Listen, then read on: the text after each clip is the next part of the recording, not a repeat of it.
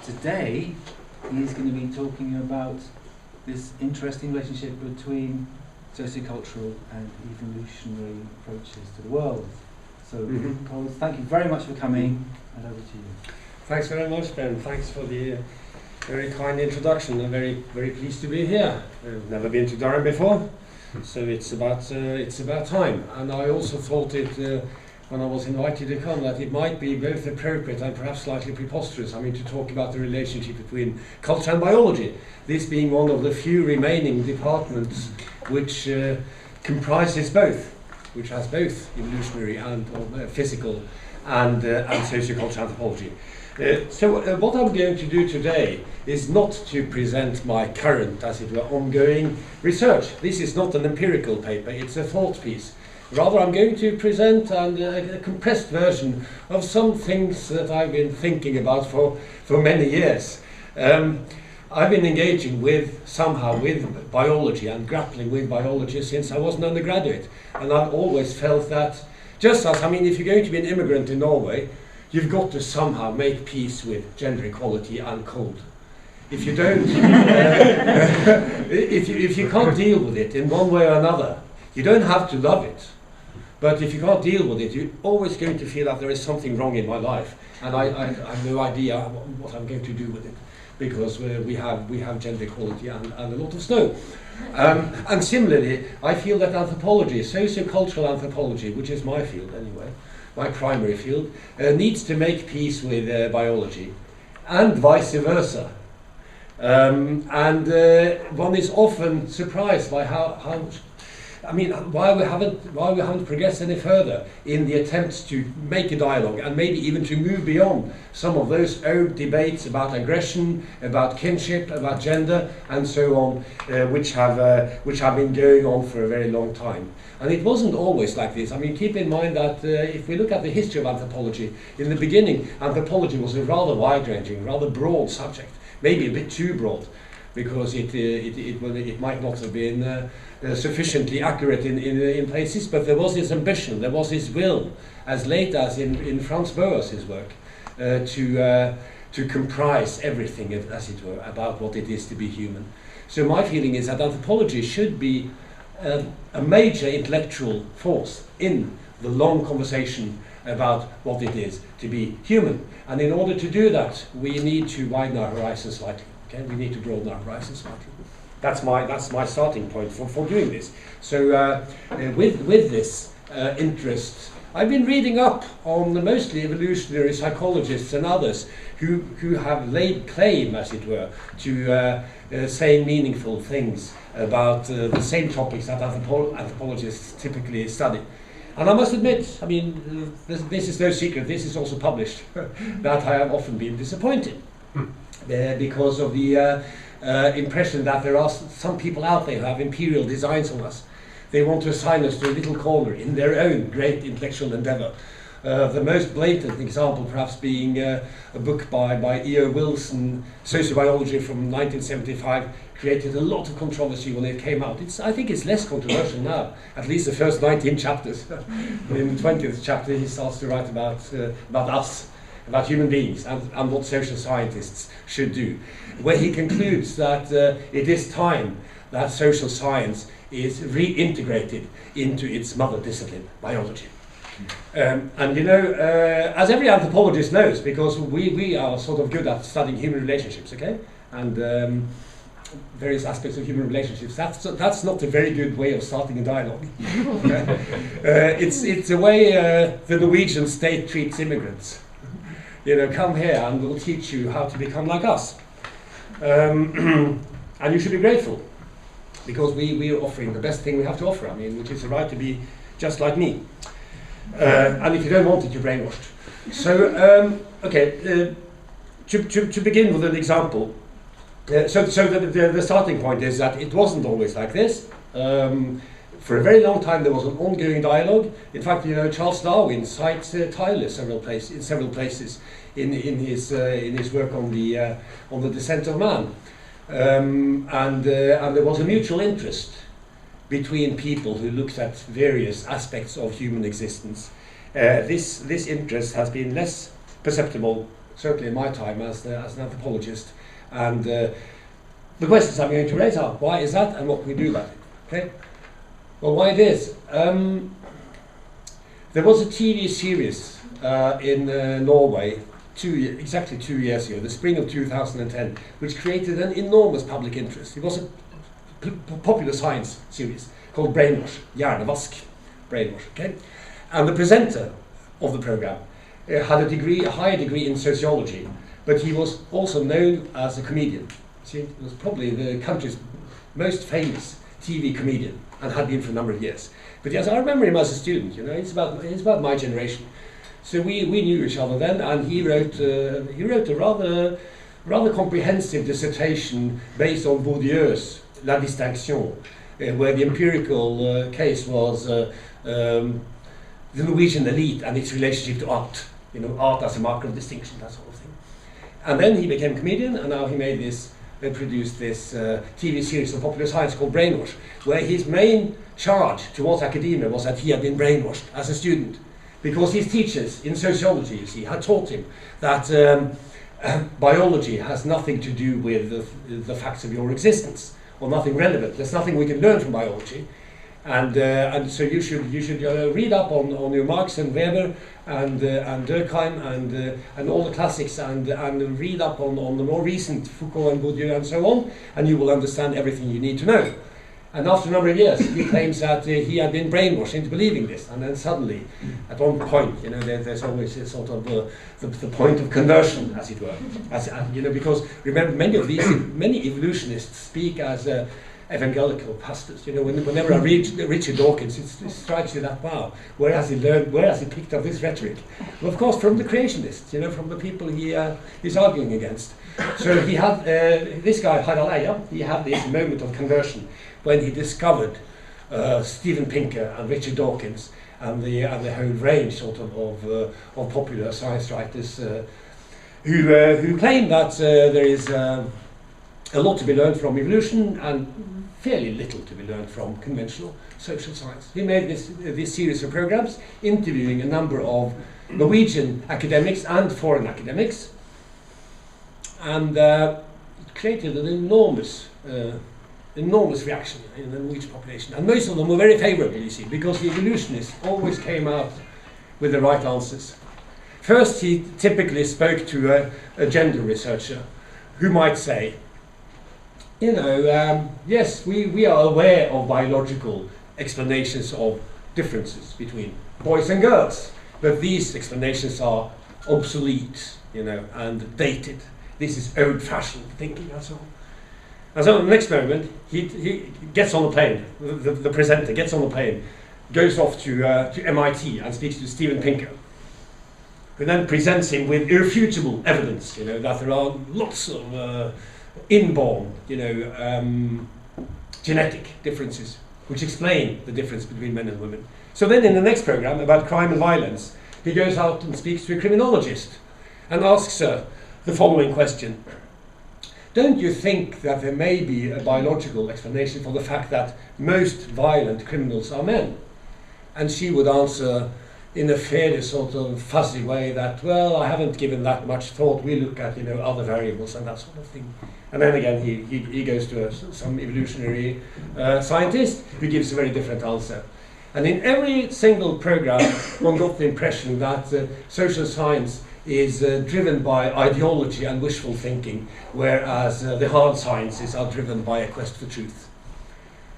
So, I mean, to us, this was really bad news. You know, in the short run, it was bad news. Programs were very favorably received, and many got the impression that, wow, this is great, because there's no reason to read all these difficult and complicated books. I mean, the entire catalogue from Adorno to Zizek, you know, you don't have to read it, because all the answers are in evolutionary theory, and Darwin really had all the answers. They just need to be unpacked a little bit by us. So this makes us think, perhaps a little bit sadly, that in the 1980s, Ernest Gellner was interviewed on TV, and he was asked about he was a sort of closet positivist in a way. I mean, he liked clarity. Okay, he had no time for postmodernism, So he was asked by the journalist, why do you think that postmodernism is so popular among young people? And Gellner answered that, well, I think it's because there's a great demand for obscurity. People want obscurity, okay? That may and may not have been true at the time, but at the moment the general feeling is that there is a great demand for simple answers to complex questions. Okay? Simple answers to complex questions. Cut through all the rubbish and get to the core, which is always simple. As Richard Dawkins once wrote in the introduction to The Blind Watchmaker, there is one answer to all the questions we make here to ask about nature, and the answer is natural selection. Amen. Okay? You know, it's that kind of simplicity that we're talking about. So the question we must raise is, what can anthropologists, instead of merely dismissing biological perspectives, because we human beings are biological creatures as well, okay? And we need to take that into account when we start devising our own research project and start thinking about the human world. What is it that we can meaningfully contribute? Because quite clearly we have something important to contribute, and what is it? So that's where I'm going to end. But I'll begin, well, I've already begun, but I'll continue somewhere else, because there is an idea. Can I use is there a pen that I can just draw a very simple sketch?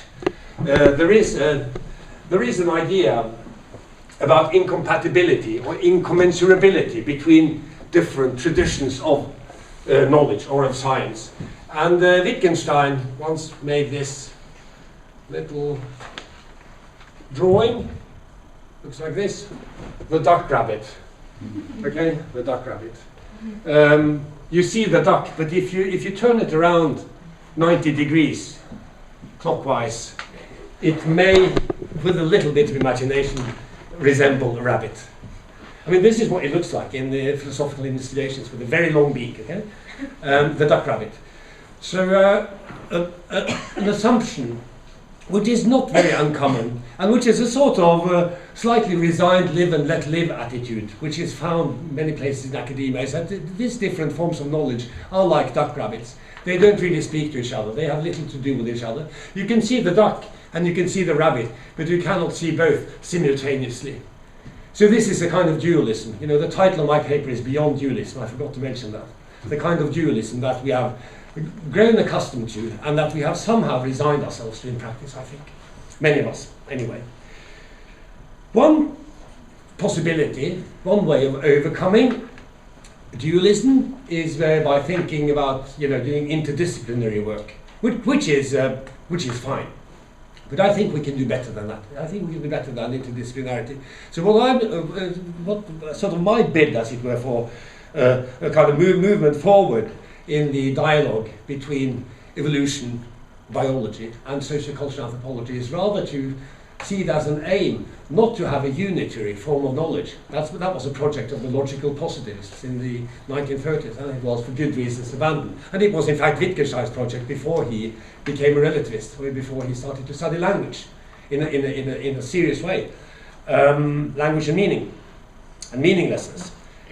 So I'm not talking about that, I'm rather talking about maybe the possibilities of devising a more seamless way of approaching human existence. And I have some suggestions eventually, okay? A more seamless approach, where one doesn't make those distinctions, where we don't think in terms of culture versus nature, but rather see them as not even two sides of the same coin, but maybe even the same side of the same coin. But we're not really there now. And there is... I'll read out some quotations that I've got here from biological scientists, which illustrate that there is something about what we do in anthropology where we are concerned with meaning. We are not concerned merely with what is a human being, because there are some simple answers to that, okay? To the complex question, what is a human being?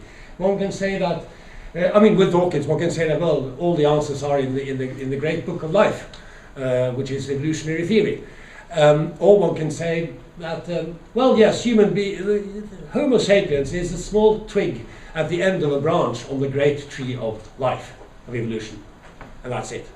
Small, genealogically, we are closely related to other primates and so on. But if we instead ask the question that anthropologists, sociocultural anthropologists typically ask, namely not what is a human being, but what does it mean to be human? That kind of question generates an entirely different set of answers. And the question that I've been grappling with for many years at the back of my mind is, how can we reconcile the answers, the very different answers to those two slightly different questions with each other? How can those two be brought together? But before we get that far, we have to realize that we're up against some, what I see as fairly sort of imperialist forces. Okay, the imperialist forces trying to redefine what human beings are. I mean, think about the role of the public role of anthropology, which is fairly marginal when it comes to questions about human nature. Anthropologists, for one thing, are uncomfortable responding to these questions, and secondly, they're rarely asked by others. People who ask are typically biologists or psychologists. And in Richard Dawkins's book, River Out of Eden, he writes, quote, "The universe we observe has precisely the properties we should expect if there is, at bottom, no design, no purpose, no evil, and no good. Nothing but blind, pitiless indifference." Okay, that's sort of the view. So that leaves fairly sort of little room for purpose, imagination, poetry, and so on. Creativity. Steven Weinberg, who's a famous physicist, writes in his book, The First 3 Minutes, that the more the universe seems comprehensible, the more it also seems pointless. In other words, in both of these quotations, consciousness doesn't have a place. Consciousness is conveniently dismissed. But it gets worse, you know. Francis Crick, one of the also a Nobel laureate, writes as follows, quote, "You, your joys and your sorrows, your memories and your ambitions, your sense of personal identity and free will are in fact no more than the behavior of a vast assembly of nerve cells and their associated molecules." And I emphasize no more than. There is an attitude of no more than. That if we can only reduce whatever goes on in our minds to relationships between molecules, then we've understood everything that's worthwhile. That's worth understanding about our minds. Now we anthropologists think differently. We think very differently, so there is a job to be done here. And I've got some. I've been trying to think about why it is that the gulf seems so deep. We're really looking at the duck rabbit when we hear sort of quotations like this, statements like this, that in fact consciousness, the human mind, intentionality, purpose, imagination doesn't really have a place because it's irrelevant. It's just the icing on the cake. Yeah. So a few attempts to explain why this should be. I think we really do, since we are to some extent cocooned in our own intellectual universes, also at universities. I mean, we should have been more interdisciplinary and more based on dialogue, but there's never time when there are also institutional structures that militate against that sort of thing.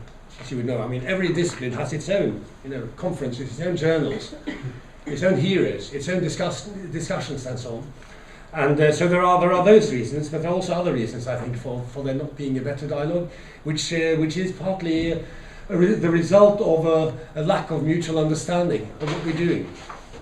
I mean, to use a metaphor, there are some, even in social sciences, there are huge differences. There are some social scientists who are somehow happy about circling the world in a helicopter, looking at it through a pair of binoculars, okay? Taking wide-angle pictures of very large landscapes. Here you have this sort of quantitative globalization studies, for example, that some of us have to read now and then, just to see what people are doing. Very macro, very little. There's very little material there, for example, about people's life goals, what they think, what they feel about things. Whereas in the project that I'm starting now, one of the crises that we're looking at, we're going to look at the crisis of globalization and how they're being perceived and dealt with locally. You can say something about lots of things by circling the world in a helicopter and looking at it through binoculars. But sometimes you simply have to get down and crawl on all fours with the magnifying glass. Okay? Study every grain of sand. That's what we typically do. And maybe we could combine the two methods. That's one of the things that we try to do. But clearly, in order to understand how villages in southern Peru, in the Peruvian highlands, how they deal with climate change, which is being perceived now. They perceive that there is something happening to the water supply. Okay? Irrigation water that comes from melting glaciers in the Andes, the largest tropical glaciers in the world, which are now melting, erratic rainfall and so on. How do they deal with it?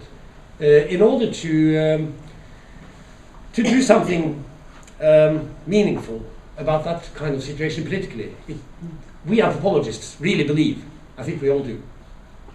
Hands up if you don't. Raise your hands those who don't believe this. We need to know what kind of world people live in. I mean, how do they account for it? What do they do when confronted with, say, declining rain and flooding from melting glaciers? The typical response in that part of the world would be religion, various forms of religion. I think it's quite relevant to know this, even if you are a natural scientist, if you want to do something. I had an interesting debate about a year ago with a medical researcher he was an AIDS researcher and had been an advisor on several international boards regarding AIDS in Africa. And he was very angry with us social constructivists because he felt that social constructivism is a form of relativism, because what you're saying is that the world is socially constructed, and since it's differently socially constructed in different parts of the world, there is no truth. Okay, that's a typical sort of charge of vulgar relativism. And I mean, in coming back at him, I try to say that, look, I mean, if you're looking at AIDS, HIV/AIDS in South Africa, for example, it would be worthwhile to know something about local perceptions about this disease, how it is being spread. That, in fact, they had a health minister some years ago who recommended the use of olive oil, if you had HIV, because it was much cheaper, than the other medicines, so that was, not irrelevant to know if you want to be effective in your in your work against AIDS, and that's the kind of thing that we typically do. So what anthropologists insist on, and where there have been difficulties, where we sometimes see the contours of a duck rabbit, okay, when we try to discuss shared interests with natural scientists, and I think mostly biologists and medical scholars, is our insistence on the importance not only of consciousness as such, but the importance, for example, of metaphor. Metaphor, purpose, intentionality in human life, which is an irreducible thing. One term that we could use in order to describe this is the term semiotic freedom, that human beings in our engagement with science have an enormous degree of semiotic freedom. There are degrees of semiotic freedom among other species also. For example, I hear from my biologist friends that a dog has greater semiotic freedom than a snake. Because when a snake hunts a mouse, if it no longer sees or smells the mouse, because the mouse has hidden behind some bushes, it loses interest. It forgets about the mouse very quickly. Whereas a dog, when the mouse is out of sight, would know that it is probably behind that bush and will go and look. Greater semiotic freedom, greater freedom in handling science and using science for their own purposes. So that's one I think, to us, key aspect of anthropology. I mean, think about the debate about kinship, where we typically see the duck rabbit, where the standard biological or evolutionist account of kinship is that it's biology. It's about inclusive fitness. Inclusive fitness. I mean, the propagation of my own genetic material, which means that I must be more solidaric with my brother than with my cousin. I prefer my cousin to my more remote family members, and so on, because of the amount of genetic material that I share with my close biological relatives. And as a matter of fact, some biologists at my university published a paper some years ago about gift giving at Christmas. Very simple research, very easy research to do. They'd asked a number of students about their expenditures, okay, how much they spent on Christmas presents, and who got the most expensive presents. Well, in nearly all cases, surprise, surprise, the people who got the most expensive presents were close biological relatives. So in other words, this proves, the point that we have an instinct for solidarity with biological relatives. And then I asked one of the authors, the senior author of this article, who's renowned, at least locally, and publishes a lot all over the place, renowned evolutionary biologist. I mean, why didn't you ask, did you have any adopted children, for example? Because adoption is quite widespread in Norway. I mean, some of you may have come across Signe Howell's book on kinning, how people are turned into kin through adoption. So it's fairly widespread. And there would have been, it would have been easy to come across adopted children. And one could have spread them a little bit in terms of age, because the pattern of gift giving at Christmas changes with age. I mean, I know everything about that, okay? But suddenly at one point you realize that you give a lot more than you get in return. Okay? And at a certain point in life you start feeling good about it. So they could have asked that sort of question. And then he came back to me and said, in a sense, every article is a kind of polemical intervention. I mean, we can't take all the nuance in, because then we won't have anything to conclude. So we wanted to make it simple. Well, it seemed to me not entirely convincing, and it also seemed to me that probably the article would have been less polemical, but better, had a social anthropologist been involved in that research, because then one might have asked a different set of questions. But the point about kinship is that the debates have been, as I said, on the one hand, it is inclusive fitness.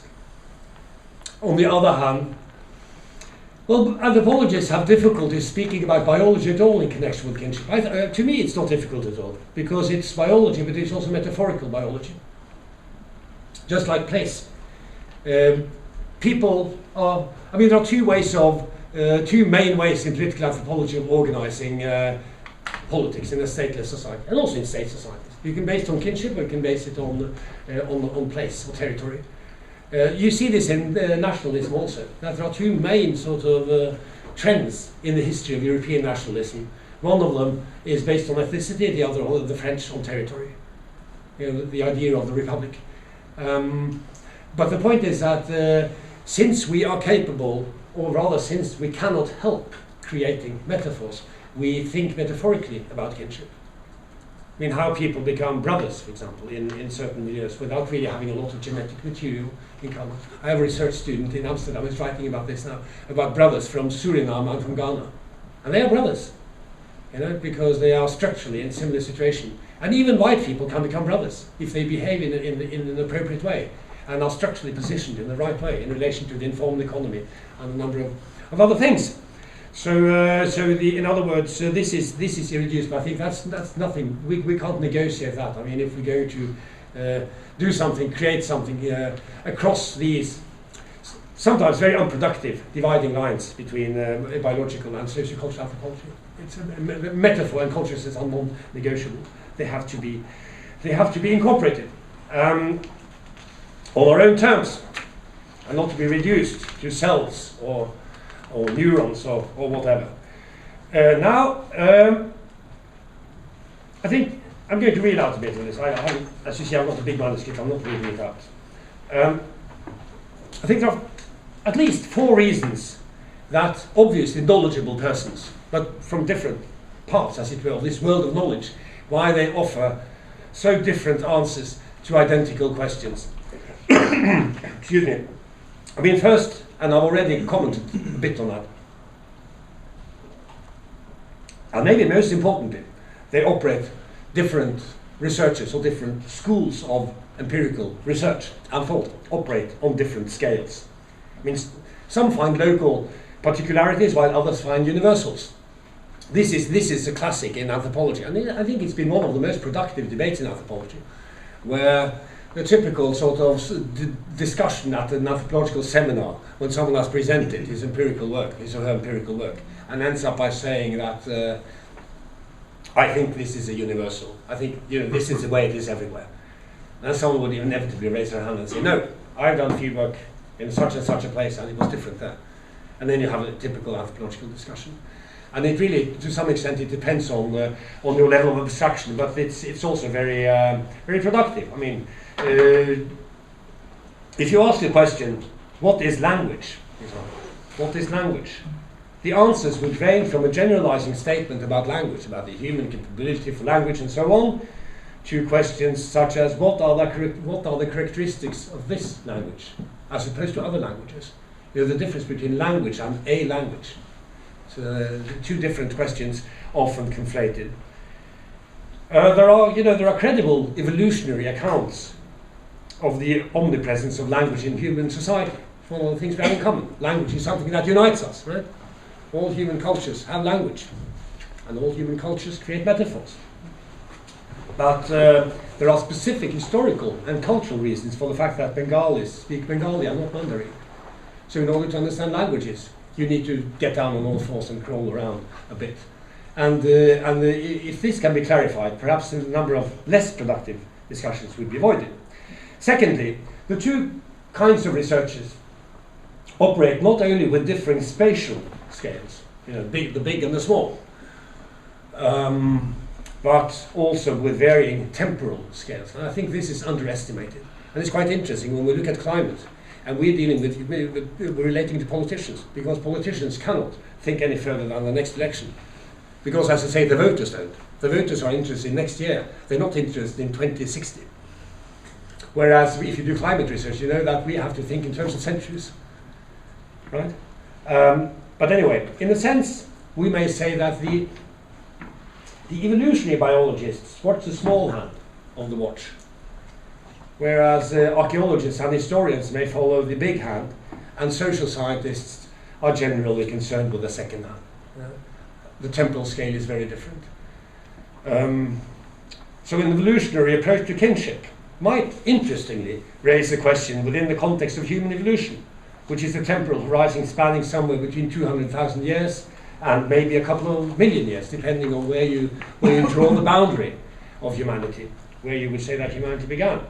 An anthropological approach would normally study and extrapolate from the situation here and now, while historians may explore why and how the kinship systems of, for example, Eastern Europe have changed since medieval times, and not necessarily have a lot to do about the present.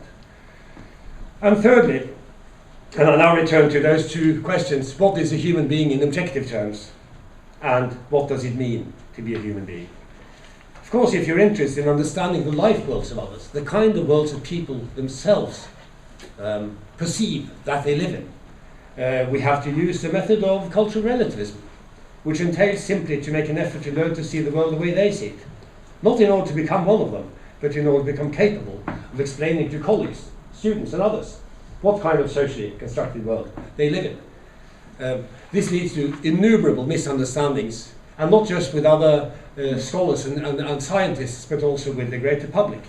I mean, social anthropologists who write about female circumcision, for example, in the Horn of Africa, are often accused of defending it, because they give a cultural account of it. Right? Why do they do this? Why is this practice that, of course, we abhor? Why is this practice still very widespread? Yeah. And in this regard, I think we should be capable of stating in a more powerful way, in order to avoid the sort of the brainwash failure, okay, that we witnessed a couple of years ago. Now, few anthropologists were involved, but we felt that we were also the targets of that critique, in order to avoid that sort of thing in the future. We should be better at explaining why it is, even if one is interested primarily in the first set of questions, what is a human being, that it is far from uninteresting, because it has consequences for lots of other things, for their health, for their life expectancy, and so on. To find out which ideas the Dayaks have about life after death, how the Maasai view the relationship between money and cattle, or how the Ainu in northern Japan, the indigenous population of Hokkaido, northern Japan, how they debate the effects of climate change on their environment. It's far from irrelevant. It's far from trivial knowledge. But of course, these questions do not in themselves generate objective knowledge about the characteristics of humanity. And fourthly, the fourth reason why we so often come across a duck rabbit when we try to speak across and even to erase intellectual boundaries. Natural scientists typically seek testable hypotheses and are prepared to isolate those variables that can be tested in order to establish reliable knowledge about at least some segment of reality. But then they become imperialists. I mean, how often haven't we read popular evolutionist books that start, I mean, in the preface and in the first chapter, in a very sort of modest tone of voice, but they say, you know, I don't think that my models, my evolutionary models, can explain everything that people say or do, because human beings are so complicated creatures. Maybe 10%. Someone said that, you know. And then they go on in the rest in the next 400 or 500 pages of the book to explain everything, from preferences in cultural preferences in art, you know, to sexual practices, to religion, and so on, to Shakespeare, by drawing on evolutionary biology. And this is why I was so disappointed when I read Steven Pinker's book, The Blank Slate, because I thought that, yes, Steven Pinker, with his background in linguistics, might be in a good position to create this kind of synthesis that we're all longing for. And instead he ends up in a sort of creating grotesque caricatures of social scientists, Levi-Strauss, a cultural relativist, and so on, and mostly drawing on 1950s American cultural anthropology in order to find someone to, you know, scapegoats and so on. And in all these examples, the evolutionist account is the best. You know, there is nothing left for social constructivism. So the outcome, anyway, of what anthropologists do, by not seeking testable hypotheses but trying to be as truthful as possible to the complexity out there, is a richer empirical narrative. I mean, there's no doubt about that, a richer empirical narrative. But the downside consists in less accurate answers, or maybe even the production of knowledge of a more, you might say, locally restricted validity. I don't know if you've come across the media researcher Marshall McLuhan, who was a kind of maverick intellectual in the 1960s and 70s. The global village, the medium is the message, that sort of thing. And he can be quite perceptive. You know, he was very uneven. You know, Marshall McLuhan is very. It's irritating to read McLuhan, but you always learn something in addition. You know, and he once said, slightly oversimplifying, but still, as always, opening up a new way of looking. He said that there are two games, as it were, typical of scientific inquiry. One of them seeks an ambiguous and precise knowledge, while the other strives for complexity and richness. I mean, quite clearly, there are probably more than those two games around, but we know what he means, and that is also one of the issues that I think we should be aware of. That when I had this discussion with this evolutionary biologist, who thought he'd found the answer to why people give Christmas presents according to a certain sort of pattern. So it's all biology. I mean, we want to defend our in-group, and the in-group are, like it or not, the people we are most genetically related to. He did this in order to consciously simplify the world.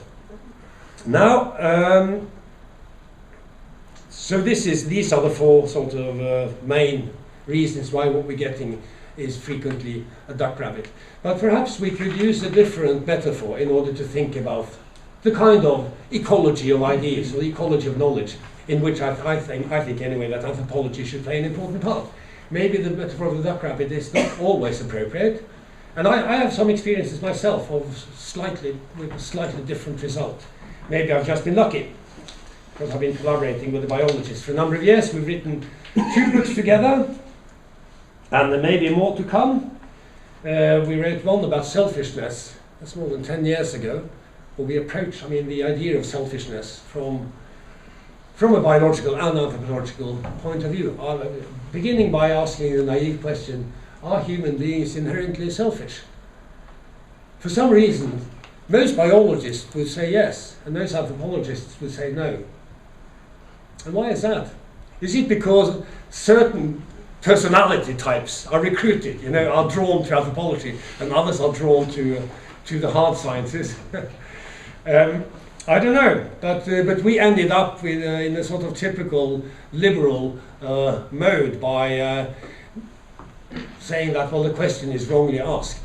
I mean, it's not a meaningful question, because the very concept of selfishness becomes dissolved. And what we found as a common denominator, as a starting point, in order to write this book together, and not just write separate chapters, was in fact the anthropological perspective on the reciprocity. Marcel Mauss, The Gift, as a key text on reciprocity, because it's the principles of reciprocity as laid out by Mauss and by his successors are also widely accepted by evolutionary biologists, who see them also as adaptive, as rational, and so on and so forth. So that was a place to begin, and then we take off. I mean, we write about, for example, what is called, at least in Norwegian, I don't know if it's called this in English, the zipper principle in traffic. Okay, if two lanes merge in traffic, it's considered good form, that you give way to the next car, okay? So that one car from each lane alternately enters into the new lane, rather than the lane being monopolized by one of the, or the new lane being monopolized by one of the sort of, and that's to us the usage or the implementation of the zipper principle is a sign of a relatively high level of civilization, because you're being considerate to people you don't know. Probably because you may think at the back of your mind, or unconsciously, that next time it's going to be me, It's going to be me the next time who's in that situation. So we have, examples of that, examples of group selection. Dag Hesten, my biologist friend and colleague, he writes a lot about that sort of thing, the debates about group selection. And we even have a chapter about Adam Smith, the greatly misunderstood philosopher Adam Smith, who only said in the 18th century, needs to be historicized, that people should act more according to their enlightened self-interest, because in his time he felt that people were basically doing as they were told, or they were acting on tradition, which was not a good thing for them in the long run. Of course, today to invoke Adam Smith is a very different thing, because the context is so different. So we did all this without really feeling at any point that, wow, we're so different, we're thinking in so different ways. I don't know why that happened. We've done a similar thing just now. The book is coming out next week, in fact. And the working title for that book was The Treadmill Principle. Well, the publishers didn't want that, so we got another snappier title instead. And it's about the so-called Red Queen paradox in Darwinism. The Red Queen paradox, from Alice in Wonderland. Where Alice, there's a scene there, it's Through the Looking Glass, I think. It's one of those two books, where Alice runs as fast as she can. But she doesn't, move at all. She stands still, okay, while running as fast as she can. And then the Red Queen says to her, that's how it is, my dear. Here you have to run as fast as you can in order to stay in the same place. This principle, which is an aspect of, a paradoxical aspect of competition, is sort of where we begin. So we start by asking the following question. Why is it that the trees in the forest, we live in Oslo, okay, where we have tall trees, tall coniferous trees all around the city. Why is it that those trees up there have to be 20 meters tall? Why couldn't they, 4 or 5 meters? It would be much better for everyone. Well, the simple reason is that I have to be 20 meters tall, because the surrounding trees are 18 meters. So in order to get enough light, I have to stretch. That's the Red Queen paradox. Or if you look at athletics, we've got lots of examples from sport. In athletics, people now run much faster. They swim faster. They throw their javelin or whatever it is they throw a lot further than they did in the 1950s. Any participant in the World Championship in speed skating this year would have won the gold medal easily in the 1960s. Would have been much better than all the other ones. And yet there are only 3 medals, to be distributed. Okay. So the point is that you have to improve yourself continuously, because the others can improve themselves. And we see this in cultural terms also in our own society. There are so many examples of product development, for example. When Apple produces a new gadget, Samsung has to answer. They have to produce a new gadget. And the question asked, some questions that we ask later in this book, by drawing on all these examples. We have the dysfunctional adaptation, for example, of the Irish elk, as it is known. The Irish elk, which was a giant deer, really, which became extinct after the last ice age, and it lived in much of Eurasia, so it wasn't exclusively Irish. It had very large antlers, okay? Very large antlers. It was known for its large antlers, and the antlers gave it a competitive advantage. This was a male, okay? The stag had large antlers, gave it a competitive advantage when it came to sexual selection, okay? Because a female, just like the peacock's tail, which is impractical. Peacock's tail is incredibly impractical. It costs a lot of energy and a lot of, you might say, sort of evolutionary directedness over a long period to develop that tail. But I mean, the women like it, so I have no choice. I mean, I got to have a big tail. Even though it makes me more vulnerable to predators, I could have spent that energy on, building better wings or some other thing, but that didn't happen. Okay, so sexual selection. Same thing with the Irish elk. But at a certain point, the antlers were so big that it became difficult for him to hold his head upright. And after the Ice Age, when the temperature increased, much of Western Europe became forested again. Fairly dense forest, very hard to maneuver through a forest with those huge antlers that you can hardly hold up. So that at least is one explanation. It's not the only one, but it's one hypothesis of why it died out, because of the very weight. It simply was too successful in evolving large antlers. So the questions we're asking intermittently, because this is also a book about our own culture, our own self-understanding, our own society. I mean, we have lots of other examples. We have yams from New Guinea, lots of anthropological examples of various forms of competition. The potlatch, of course, I mean, it's inevitable, and so on. But the underlying question is our current civilization, if we may use such a term, is it just a peacock, or is it an Irish elk? So that's the sort of the question that we have in common. And again, we've been writing. In fact, this has gone back and forth in a period of 2 or 3 years, because we've been doing it. I mean, in our free time, not as a main project, but as a side project, sending emails back and forth, writing into each other's chapters, so that in the end it's very hard for us to tell who has actually done what. So what we're getting instead, perhaps, of a duck rabbit, if we can agree on a number of things, and I think this is obvious, it's banal, but still it needs to be said, a recognition of our differences if we work with people with a very different background. I mean, anthropologists know this, but it's very hard in practice. Recognition of our difference. That, in fact, there are certain things that he can do better than me. But as a conversation, there are certain things that I can do better than him. So maybe instead of a duck rabbit, what you get is a kind of jigsaw puzzle. Think about knowledge as a jigsaw puzzle. I mean, with my children, during Christmas holidays a few years ago, because we got a big jigsaw puzzle, this famous painting of the Sistine Chapel, okay? Michelangelo, where God touches Adam and gives him life. We got that as a jigsaw puzzle with something like 2,000 pieces, okay? And we started on the floor, in the kitchen floor. Actually, we started to begin to do it, and we gave up. I mean, before we were halfway.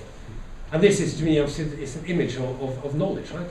Think of knowledge as a jigsaw puzzle rather than a duck rabbit. And we gave up before we were halfway, because we realized we were never going to make it and it's a waste of time.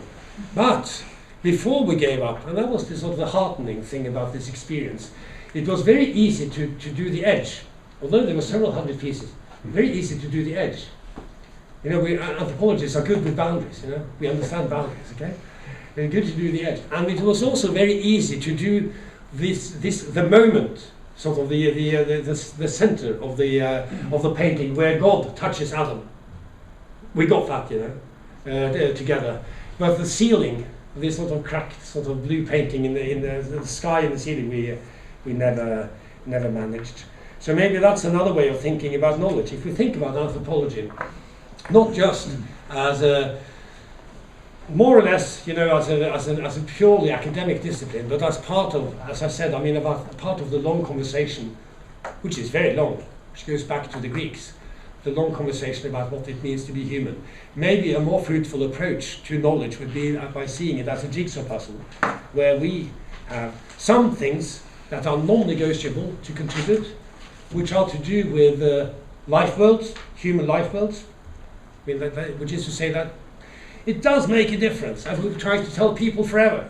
If you're going to build a road, it's not the same thing if that road's going to be in India or in Sudan. It's going to be two different things, because Sudanese are different kinds of people from Indians in certain important ways.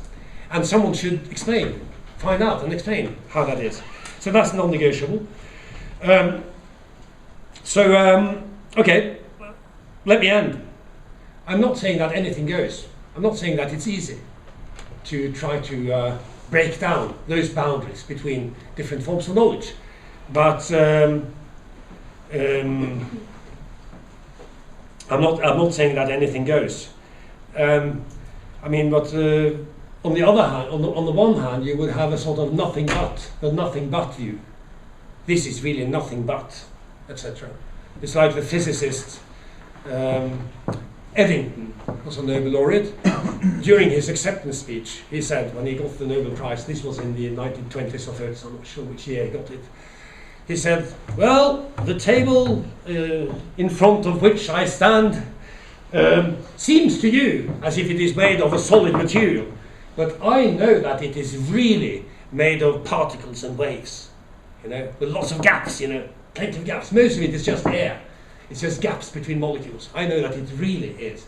And that's the version of the nothing but view. The idea that you get among certain geneticists that the smaller things are, the more real they are.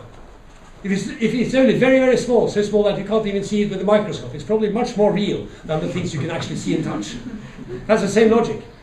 Why should the view that it consists of particles and molecules and gaps between molecules be more real than the view that it is a solid surface?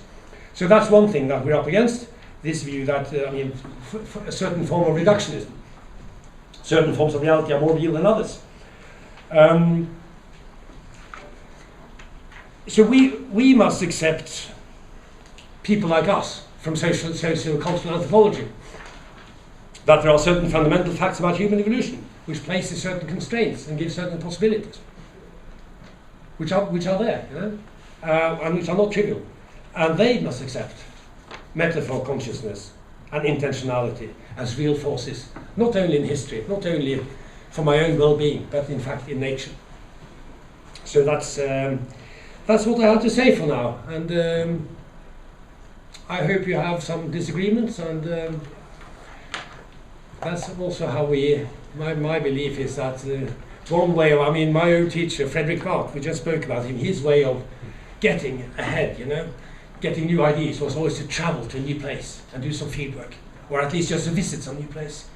In my world, I don't need to travel as much as him, but I need disagreement. Okay. I'm addicted to disagreement. Okay, so I hope we'll have some. Thanks very much.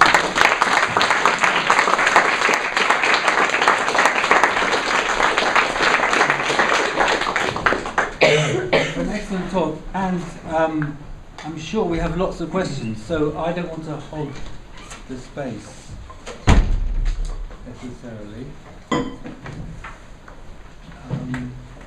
Jerry.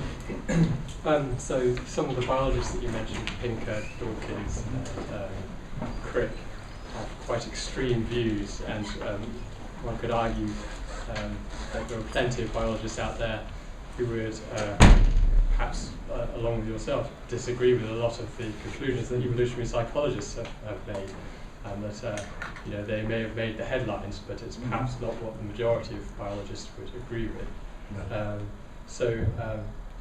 Would you comment on the idea that perhaps biologists do look at things over different time scales, mechanism, development and function and evolutionary perspectives all overlay on one another and consider different time scales, and that plenty of them, although may not be considering some of the issues that sociocultural anthropologists deal with, such as metaphor and meaning, do, for instance, in the case of cooperation, do deal with things like image scoring and different aspects of cooperation, different mechanisms by which cooperation might occur, Yes. and deal with behavioural development, and wouldn't necessarily be wishing to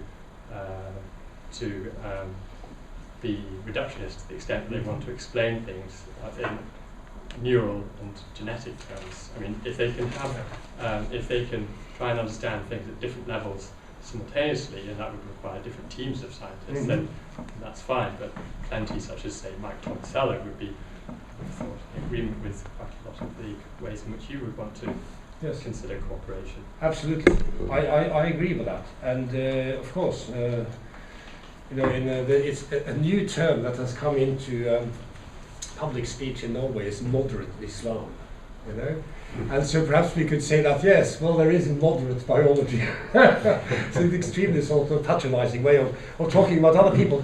No, of course you're right, and probably most biologists take the view. I mean, I have a brother and a sister-in-law, and we talk about this every month, you know, who are both professors in biology.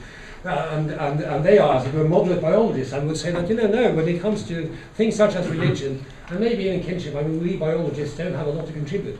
I think they might, actually, but maybe not the things that people like Dawkins believe. And this is why I feel it important to have this ongoing dialogue. But it is, of course, a bit disconcerting to discover that the people who oversimplify and who make extreme polemical statements are the ones who are given all the attention, whose books are being reviewed in The Economist, who appear on TV, who are rung up. I mean, during the Monica Lewinsky affair, who did New York Times ring up? They rang up Steven Pinker, and of course he said that, well, you know, Bill Clinton is an alpha male, so this is only to be expected. It's just the answer they wanted. Had they asked another biologist, he would have said that, you know, this is, I mean, this is a very sort of this an individual case. We've had lots of presidents in the past and politics in the past who didn't behave that way, who might also be alpha males in other ways. So, but you know, another thing is what I think is maybe one problem that we often come across is the distinction that they make in evolutionary biology between proximate and ultimate causes, proximate and ultimate explanations. Then you can always say that, yes, the proximate explanation for certain South Africans' behavior in relation to HIV/AIDS, for example, is cultural or whatever, or it's even the individual motivation. But the ultimate cause is to do with the species as such, for example. So that's a real cause, the deeper cause, as it were. And I find that distinction quite problematic, because then you simply discard, you know, human agency and consciousness as important factors. They're just a surface phenomenon, because there are deeper forces at work.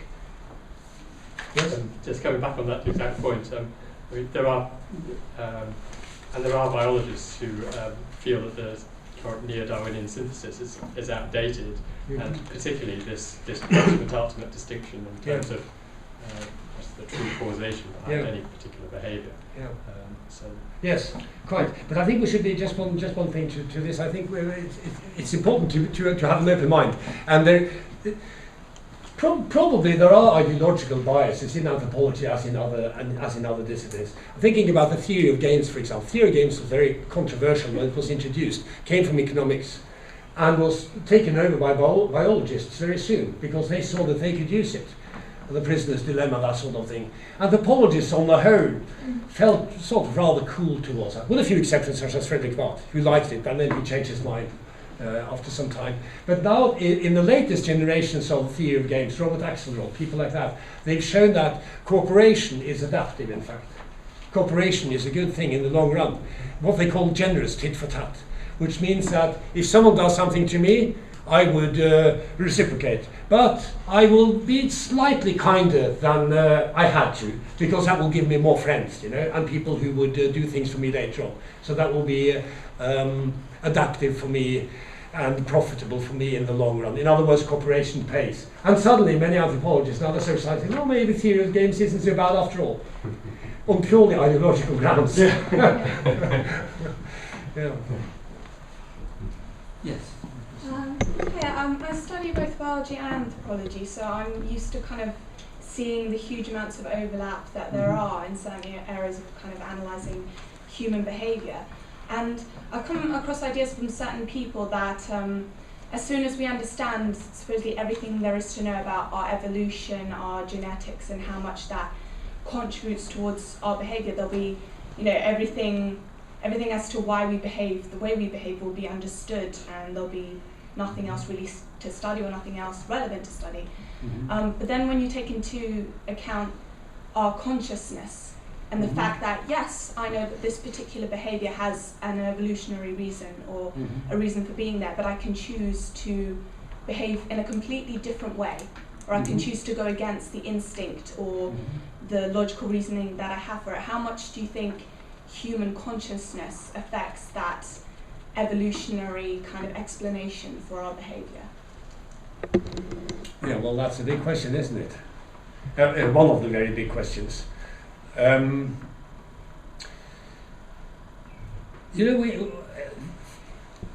was a discussion involving Jean-Paul Sartre some years ago, which I replicated over dinner with my son a couple of days ago, because he's working. He's in school, so he's working now with the interwar period and the Second World War.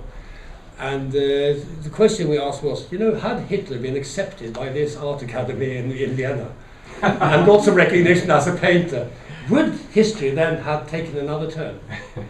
That's a debate about Sartre, because Sartre's view was that the storming of the Bastille, the sort of the formative events of the French Revolution changed human history, basically. So if that single event hadn't happened, or Napoleon as a character, Napoleon as an individual, actually changed the history of Europe. Had he not come up, nobody else would have. So that's what the discussion is about. Or does history have some kind of or evolution? There is this chance and necessity thing in evolution. Chance and necessity. Something is random and something is necessary. Adaptation is necessary, but the actual changes that take place are quite random. And what is proven to be adaptive is only evident retrospectively. No, I think that yes, human consciousness has contributed, to shaping. Even it has sped up, and shaping even our evolution. And this is also why it can be misleading to make this sharp distinction between nature and culture, because culture is part of our nature. We are cultured from day one, right? So there isn't this sharp boundary. I mean, it's human beings' nature to be cultural. And being cultural also means being cultural in slightly different ways. And that has a feedback effect on the conditions for evolution. I mean, think about some of the most successful men in the contemporary world, people like Bill Gates. He wouldn't have had a chance, in the Stone Age. He was, skinny, small, short-sighted. Think about him as a mammoth hunter, and disastrous. And yet, because of the changing circumstances that we have built this, the extended phenotype, as Dawkins calls it, around ourselves. It means that consciousness feeds back on. But regarding the relationship between the individual, as it were, hadn't Mozart, would then someone else? No, I don't think so. Nobody else would have written the Jupiter Symphony or his Requiem. So to me, individuals play a part, and in the individual consciousness does make a difference. Bob Layton. Hi Thomas. Hi. Welcome to Durham. Hi. Thank you. I think there are several different ways in which it's possible to work towards a synthesis of evolutionary biology and culture, social anthropology. One is to say that the environment imposes certain limits on people's behaviour, and their behaviour must fall within those limits if the cultural tradition is going to be transmitted.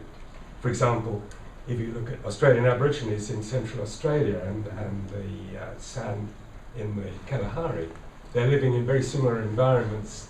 They have similar sized bands. They have similar principles of reciprocity of access and the value of maintaining interband links. But the way they conceive of those things, their worldviews are quite different. They're like two possible worlds that can exist within an ecological space. Another way, and this is one that you were discussing when you talked about are humans naturally selfish, is a similar proposition that interests me is, are humans naturally violent, which is what Pinker, of course, talks about in The Blank Slate. And in the end, I think even Pinker has to concede that there are certain social and cultural circumstances that are more likely to make us violent, and others that are more likely to make us peaceful. So we can talk about the genotype being plastic, and that it will express itself in different ways in different social circumstances. And the third, which I think you also touched on, is to, well, of course you do, no, is to say that culture is the way that humans adapt.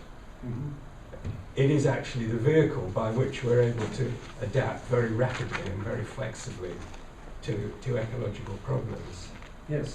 I think you touched on all of those three. I'm not so sure about the first one, but certainly the second and the third. Yeah. Well, that's fascinating, isn't it? And it also says something about the plasticity, to some extent, of course, within limits of the human imagination. I've often been struck by what you say, that you take these sort of groups, I mean, with very, very similar social organisation and material adaptation to even very similar environments in Southern Africa and in Australia, and then vastly different cultures in terms of, you know, cosmology and all this, these sorts of cognitive means by which they orient themselves in the world. And ideas about the afterlife. Yeah, absolutely. So that's striking. But let me just throw out one thing. I mean, maybe you will have some views on this also. There's a book. I cannot quite make up my mind as to whether it's useful or horrible. Okay, it came out about 20 years ago by one of those hardcore Darwinian cultural anthropologists, Donald Brown, called Human Universals. He tries to expand on, you know, George Murdoch's idea. So it's basically a book consisting of an alphabetic list, elaborating in a paragraph or two on each. Anything from decorative art, you know, to food habits and whatever. And it says that all human beings have this. In other words, there is something we have in common. This kind of exercise has been dismissed by people like Clifford Geertz as creating bogus universals, because kinship means so different things in different societies that it doesn't really make sense to say that all human beings have kinship. There's this sort of thing that Malinowski rubbished, isn't it? Yes, exactly. You just take individual traits. It's Tyler's comparative method. Yes, exactly. Yeah. Jamie. I just wanted to take you up on one idea which I found quite interesting, which is the idea of adopting relativism as a kind of research strategy as a methodology rather than as an epistemological position. And what I want to suggest is that the problem with doing that is that even as a research strategy, relativism produces statements like, the Ainu think that after death, this is what happens. The Maasai think that when you get married, this is what you should do. Biologists think this about human nature, anthropologists and so on. And from a kind of Darwinian point of view, that's problematic, because for evolution to happen, the sort of grist for the mill, as it were, is variation within populations. And that's where I see that there's almost a strange convergence between the kind of Darwinian interest in variation and the emphasis put on by postmodernists on everything being contested, that there is no such thing as the Ainu think this is what happens after death, but different Ainu will have different opinions about what happens, and those will be informed by particular political standpoints, gender, and so on. And that where the Darwinian position, I think, goes further than that, is trying to explain, well, how do some of these variants end up becoming, more successful than others in terms of their representation in future generations. So, I just wanted to sort of take up on that. Good. Yeah. Thank you. I think there are two very distinctive ways, well, probably several, but that I can think of at the moment, in which we can sort of have this sort of fruitful dialogue across these boundaries. And one of them is by simply learning from each other substantial things. For example, to me, it doesn't really make sense to give an account of the genocide in Rwanda without knowing that there had been a tripling of the population in 50 years, and that there wasn't much land left, and they started to run out of water. It doesn't, you have to take that into account. You can't only talk about Belgian colonial history, as some have. So, in other words, the ecological constraints that Bob Layton also mentioned extremely important also to understand the dynamics of culture, which are very objective and which one doesn't have to be aware of. You don't have to have a reflexive view. Wow, our population has been tripled. We have to go out and kill someone. That's not how it works. So in other words, not everything people do is filtered through consciousness. Not everything is reflexive. Sometimes we simply do things because we react to our environment. But the other way is by through analogy. I mean that you find pattern resemblance from another, as it were, scientific discipline. So while you were talking, I was thinking about biogeography. I mean, biogeography. You mentioned this about diversification, variation is what generates, as it were, something new. You've got to have variation, and variation is closely associated with flexibility. Which I think is an understudied concept in anthropology. I mean, Bates wrote a little bit about flexibility. Flexibility as the unused, uncommitted potential for change. It's fascinating. And maybe our next book is going to be about that. I'm talking to my biologist friend about this right now. That maybe we'll do one on flexibility. Because take the cheetah, which is almost on the verge of extinction. And this is largely according to some of the field biologists who are working in East Africa, because it has so little genetic flexibility. So it's adapted to one particular ecological environment, and if something happens with that environment, for example, there are many lions now in Masai Mara in southwestern Kenya, because tourists like to see lions, which are competitors and which eat the cheetah cubs and so on, and also because it's the only predator which hunts during the day, and it's being disturbed all the time by tourists who come to take pictures, and has little flexibility. The reason possibly being that as late as maybe 10 to 15,000 years ago, the cheetah was nearly extinct. So all living cheetahs today descend from just a handful. So it has little genetic diversity, genetic variation. Well, when you think about globalization in the biogeographical terms, as I have tried to do in some of my work, we must ask the question, why is it that some phenomena spread really easily, such as iPhones, whereas other phenomena don't seem to spread at all, or at a much slower rate, or much more selectively?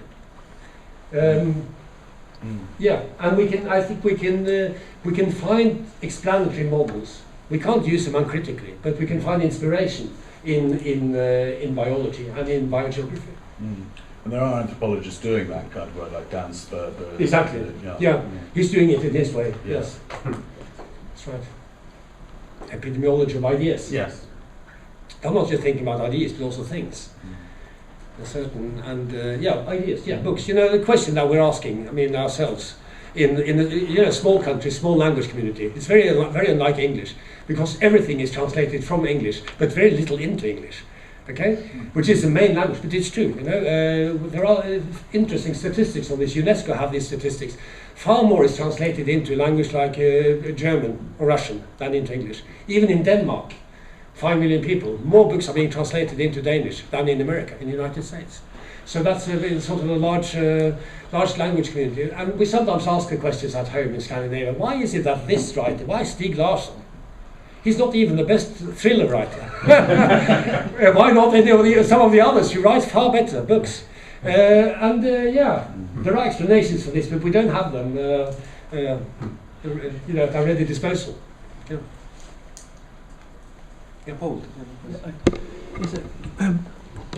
Apropos your point about AIDS, which isn't my field at all, but that people who are going to be involved in AIDS need to know something about what local conceptions of AIDS are and so on. And also following up on Jeremy's point about, if you're going to engage with polemicists, you're going to become a polemicist in order to sort of talk to them. Are you familiar with the work that's being done on local knowledge in development?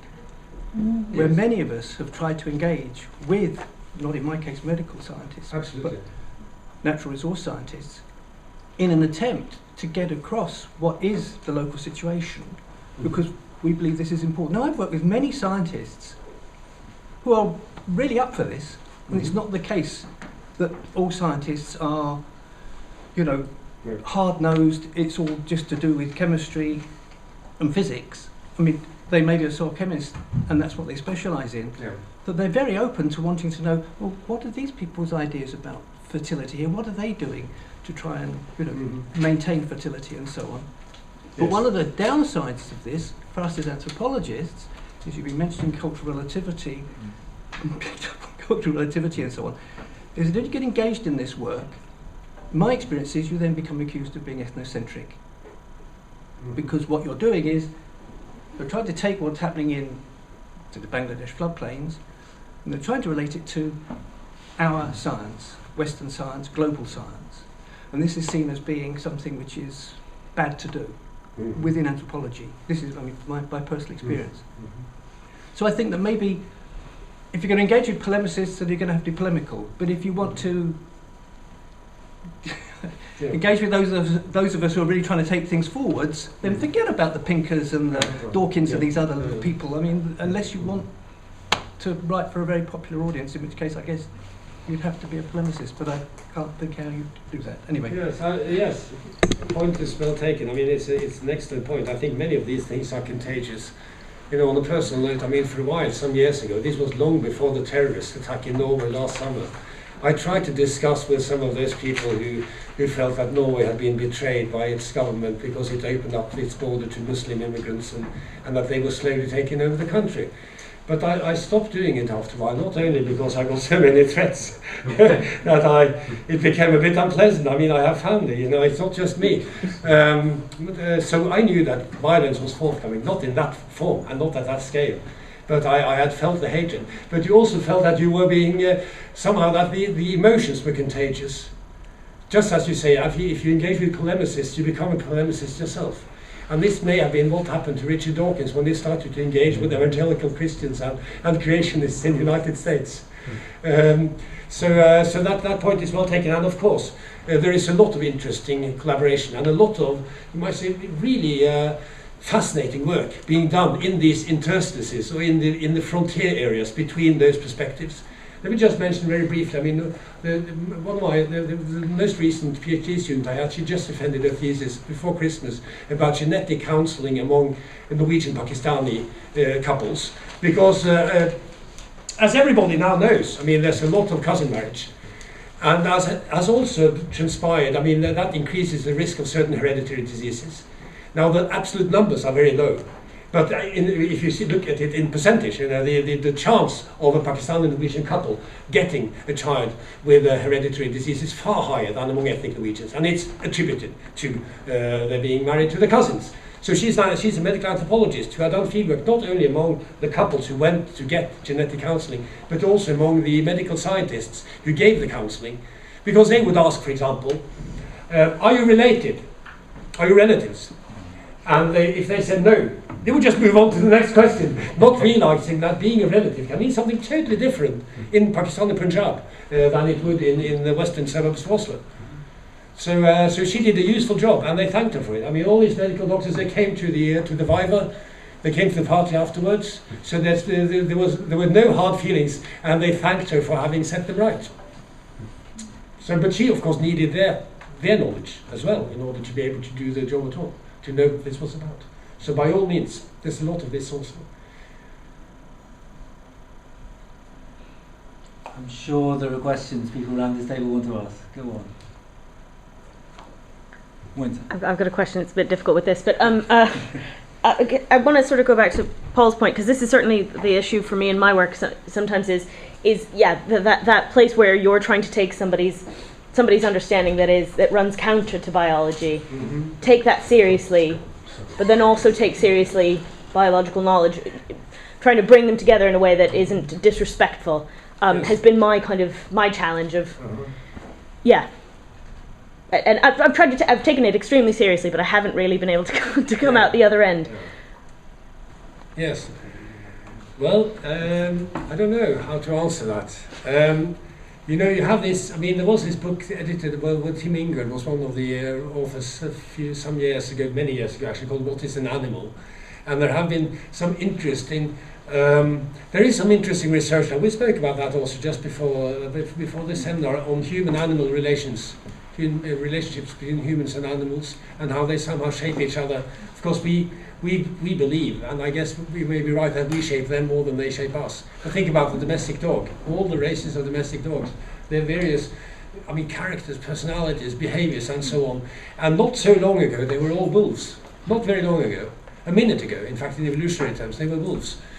And secondly, maybe there are different ways of describing consciousness. Yeah, animals have consciousness. I mean, they obviously don't have the same kind of consciousness that we do, but they do. So maybe there isn't a sharp boundary, or at least that's one way of talking. Of course, we can decide where to place the boundaries ourselves. Maybe we don't have to place a boundary between humans and non-human species, so that human culture becomes part of nature. Because, as I said, I mean, one term that I found useful is semiotic freedom, degrees of semiotic freedom. Quite clearly, some animals are, by all accounts, more intelligent than others, in the sense that they can imagine things, and that they learn, and that they transmit learned behavior. You have this famous example of the Japanese monkeys, you know, who, what these potatoes and rice, grains of rice, I think, that they washed, you know, to get rid of the silt and the dust. And this is transmitted behavior. You have lions, by the way. I mean, since I mentioned cheetahs, lions in certain parts of Tanzania who climb trees. It's the only place in the world where we know that lions climb trees, and they teach their cubs to climb the same trees. And it's a local culture, in other words, acquired skills which are transmitted. One shouldn't make too much of this, because quite clearly there is something about the way human beings compose symphonies, build cathedrals, and write poetry. Which is qualitatively different from everything else. But in other respects, there is a continuity. I don't think that answered your question properly, but it was not a simple. No. Could I just pick you up on your metaphor of the puzzle? Mm-hmm. And I thought it's really useful how you were saying that we're pretty good at doing the edges of things as anthropologists. But what is going on in the middle? And I think sometimes when engagements between biologists and cultural anthropologists go on, we get caught up in confusion over what we're up to and what we're going to find. Yes. Now, isn't it actually the fact that there's a never-ending puzzle that can't be resolved? You're never going to find the final piece. No, you're not. But you're going to have wonderful moments of inspiration where you find the two things touching. Yes. Yes, exactly. Would you elaborate on that? I'm not sure if I can, but thank you for your comment. I mean, but it's very much about, I guess, seeing a gestalt. I mean, you see something recognizable, and something that you're attracted to. And for this reason, probably anthropologists should do more sort of teamwork, you know, because we are different as human beings, and we will see different things when we. I mean, when I did my first fieldwork in Mauritius, the only thing I saw was ethnicity. It was all over the place, everywhere, wherever I turned. But had I been someone else, I would have seen gender and class. And I have tried to discover gender and class later, but you know, that's, you know, so you see sort of God's hand touching Adam's finger, but you don't see the velvety cloth, for example, that God is wearing, that someone else might, with a more sort of Rembrandt kind of sensitivity. But the kind of questions we ask, yes, because many natural scientists want unambiguous answers. And anthropologists, I mean, I remember one of my teachers told me this, I mean, many years ago. If you can't live with complexity, you know, find something else to study. But also, social cultural anthropologists get accused of, well, you can't even decide what it is that culture, you know, there's 157 definitions of culture, and surely that's not our weakness, that's actually our strength. Yes, yes. It's self-consciously provisional. Yes. There's still stuff to learn. There is, it is, but and then suddenly we have our moments. I mean, I'd say that anthropology has had its sort of moments of genius, and they may come again. For example, since I've just written a book about waste, I mean, what would research on waste have been without Mary Douglas, without Purity and Danger? It's striking, I mean, a contribution to our self-understanding. I mean, I'm thinking self-understanding in a very broad sense, not just for anthropologists, and also, I mean, on a smaller scale. Revealing, for example, that kinship means something completely different to these people. They live next door to you. You talk to them every day. Your kids go to school with their kids, and they think differently about kinship. Not just about the obligations and rights you have as a son, as a daughter, as a sister-in-law, and so on, but also what it is to be related. For example, if two cousins have grown up really far from each other in different parts of the country, or maybe one even overseas, one in Europe, one in Pakistan, after a number of years, they're no longer related. I mean, they become less related the longer they're separated. You know, that sort of things. We can say these things even if they are local truths, and they should have effect, because they will increase the general understanding of diversity, the fact that there is diversity which is important and which is generated by culture. So I feel quite upbeat about this. I mean, one of the problems of anthropology is just what you said. I mean, that we cannot really decide on what to say. And the only thing, I mean, I heard a debate once on the radio, this was here in fact, in the UK, between an anthropologist and an evolutionary psychologist about, I don't remember even, kinship, sex, violence, something of that kind. And then the anthropologist said, well, yes, I mean, I understand what you say and it's correct, but things are more complicated than that. Which is true, but that's not going to make the headlines, you know? Things are more complicated. Okay, well, thank you ever so much for giving us a brilliant talk, and thanks for all your questions. And let's all show our appreciation, and hope that you'll come back as soon as possible to tell us about your globalisation project. That would be great. Thanks a lot.